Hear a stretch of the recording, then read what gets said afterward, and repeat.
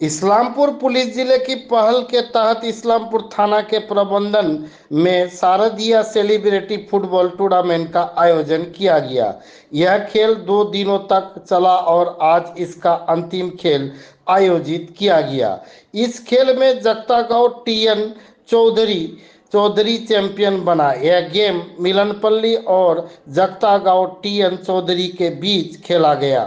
जगता गांव ने 1 गोल से जीत हासिल की। जगता गांव टीएन चौधरी मिलन 11 स्टार भद्रकाली आदिवासी विद्रोही क्लब जिला अंतिम चरण के फाइनल में भाग लेंगे। पुलिस सूत्रों के मुताबिक मुख्य चरण के फाइनल में हर थाने के 3 टीमें हिस्सा लेगी। Bureau report, news Bharat.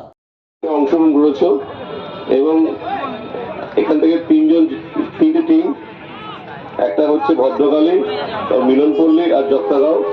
এরা আমাদের জেলাতে খেলতে যাবে এবং আমি আশা করি ইসলামপুরেই কাপ জিতে আসবে। তাহলে প্রথমে ভদ্রকালী প্লেয়াররা ক্যাপ্টেন এক এক করে তোমাদের টিম নিয়ে এসো। ক্যাপ্টেন চলে আসো, ক্যাপ্টেন ভদ্রকালী ক্যাপ্টেন চলে আসো।